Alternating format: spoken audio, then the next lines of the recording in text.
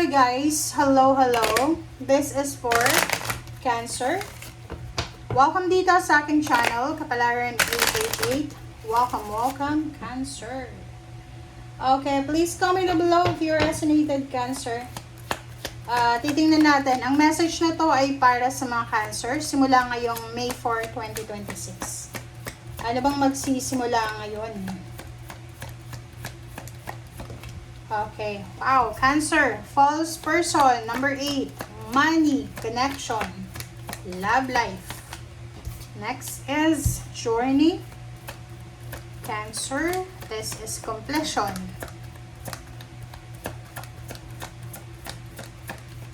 Okay.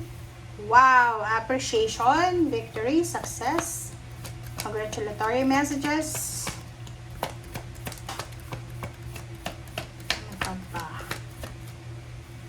Cancer.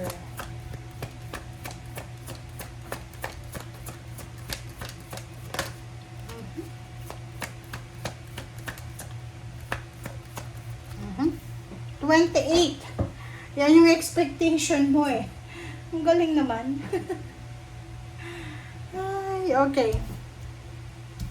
Cancer, tingnan mo to.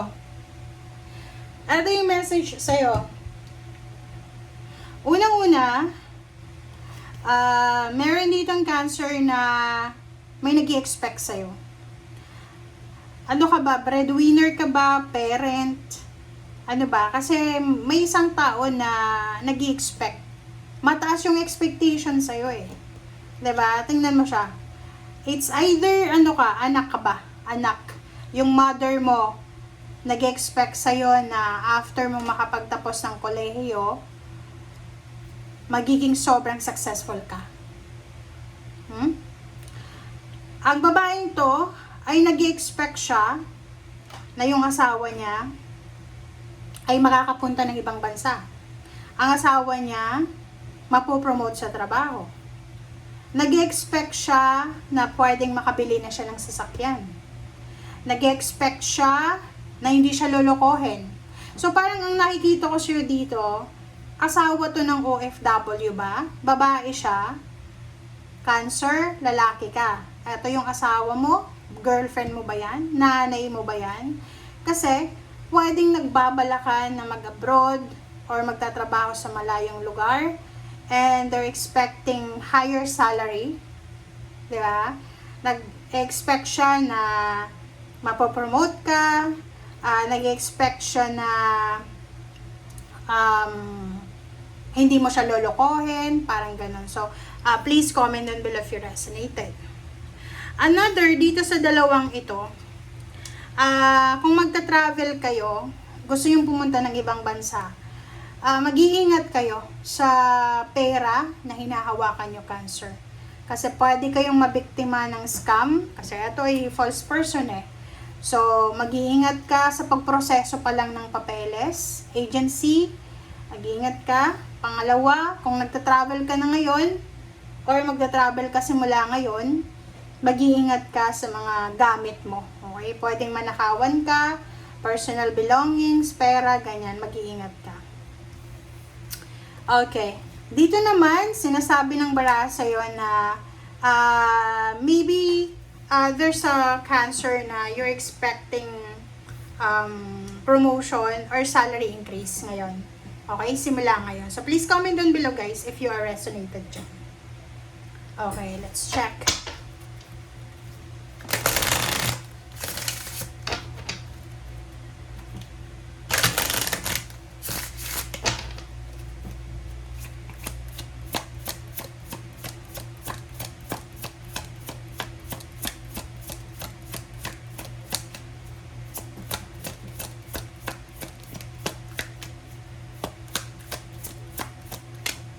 Okay.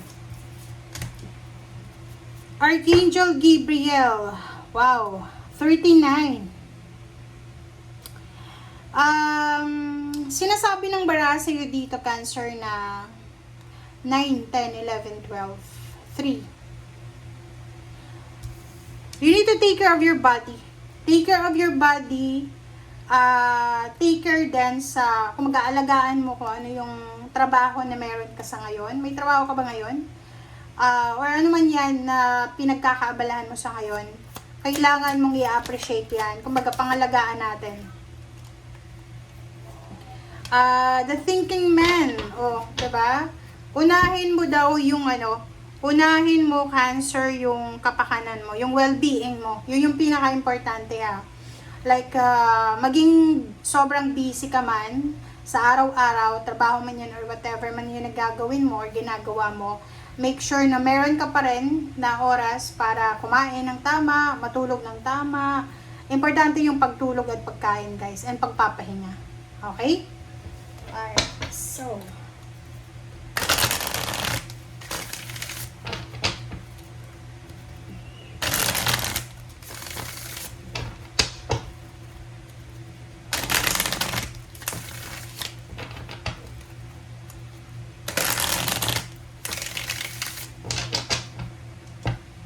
okay.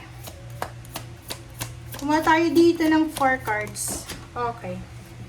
First card natin, Cancer, is disruption. So, lumabas din siya sa Scorpio. Throat chakra.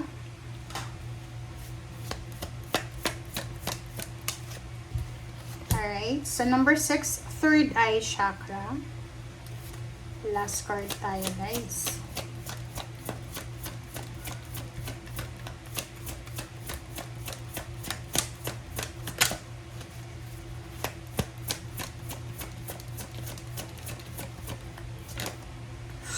Okay. Triumphant success. And number 18, shadow. Okay, guys, Cancer. Ang nakikita ko sa'yo dito, kasi may triumphant success, and then disruption, tapos sumabay itong shadow dito. Sinasabi ng bara sa'yo dito na meron dito sa inyo na Cancer, na sa kasalukuyan to, ha, sa current situation nyo, alam nyo yung capacity nyo, alam nyo kung gaano kayo kasipag, alam nyo kung gaano kayo kagaling sa ginagawa nyo. But the problem is, hindi mawala-wala sa isip nyo yung pag-aalala nyo para sa future nyo. Diba? Yung parang, alam mo na may trabaho ka, employed ka, alam mo na may pension kapag tanda mo, pero ang problema lang dito, yun yung problema dito, guys. Ang problema dito is, hirap ka na i-assure sa sarili mo na magiging maganda yung future ko eh. Hindi, ganun, nag-aalala ka eh, you're worried. 'Di ba? Parang pakiramdam mo na may tagumpay ka na hinihintay, pero hindi ka sigurado. Parang ganun. Please comment down below if you are Cancer. And dito sinasabi ng bara sa'yo na sa kasalukuyan to, ha, ngayon mismo, or pwedeng sa past, lahat ng plano mo palaging hindi natutuloy. 'Di ba? Lahat ng plano mo palaging naaabala, or pwedeng nahahang, or pwedeng napopostpone. Dati parang yung throat chakra mo ay naka-deactivate and naka-block siya. So, ibig sabihin, kailangan mong i-block yon or unblock kasi naka-block, nakasarado eh. So, dati, or pwedeng ngayon, kahit gusto mong magsabi ng katotohanan, kahit gusto mong sabihin kung ano yung karapatan mo, hindi mo magawa-gawa. It's because naka-block nga siya. Kumbaga, wala kang karapatan magsalita kasi empleyado ka lang. Pag may problema sa company, ganyan. Sa pamilya, wala kang karapatan kasi mahirap ka lang. Parang ganon.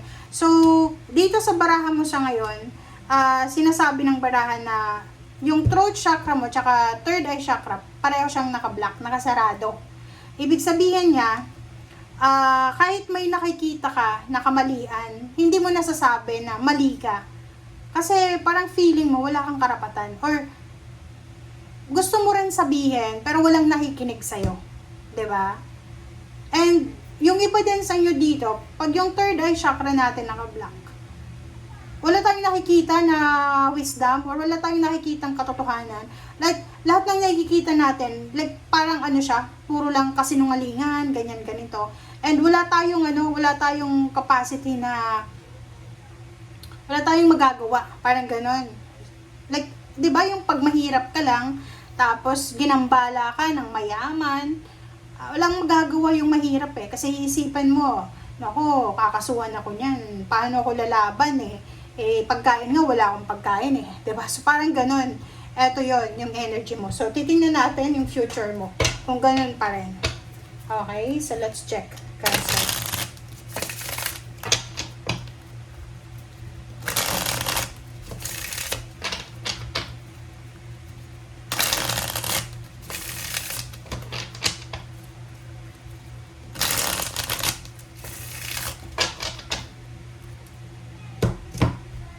Alright, tingnan natin yung future mo, guys. Okay, the star. Nine of Cups. Wow, King of Pentacles. Ang galing nito, oh. Three of Wands and Four of Wands. Oh, diba? Ganda. Kasi kung ito yung current situation mo, yung future mo, iba. Unang-una, sinasabi ng baraha sa'yo na congratulations, Cancer. Kasi lahat ng pangarap mo, ngayon, bukas, magpakailanman, makukuha at makukuha mo. This is wish fulfillment. Full of hope, confidence. Sobrang confident ka kasi nakuha mo. 'Di ba? Second, sinasabi dito na sobra kang magiging masaya.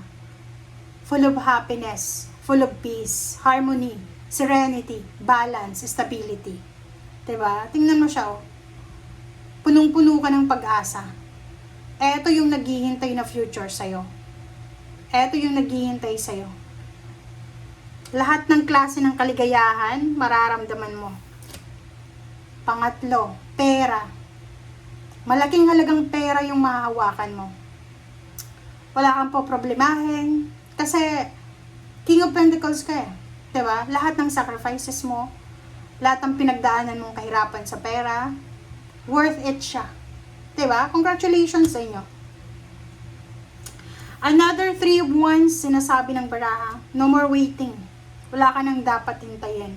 Kasi darating siya sa perfect timing mo sa future. Bahay, bagong bahay, renewal of vows, wedding anniversaries, new member ng family, stability ng pamilya, ng anak, lahat ng dito na. Diba? Tingnan mo. Ang galing, no? And tingnan mo sa ilalim. Sa ilalim mo dito is Five of Cups. And then the Empress. Nine of Swords. And then Six of Cups. Three of Pentacles. So, sabi ng baraha sa'yo dito, pagdating ng panahon, sa future to ha, pagdating ng future, magbabalik tanaw ka sa Six of Cups mo. Magbabalik tanaw ka doon sa nakaraan. Tingnan mo. Diba? Magbabalik tanaw ka sa kung anong nangyayari sa ngayon. Kasi future na yun eh. Sa future yun eh. Maalala mo yung disruption, yung plano mo na hindi natuloy.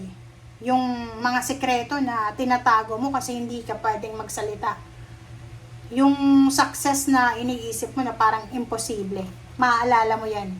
Okay? Five of Cups, may mga regrets ka. Na like, for example, sa future, sasabihin mo na, bakit ko ba ginawa yun? Bakit ba ako naghintay?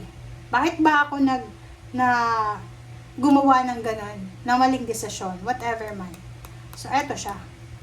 And, Empress, and Nine of Swords. Lahat ng mga rason para maging malungkot ka, wala na yun. Kasi, ano ka na eh, nasa Empress ka na.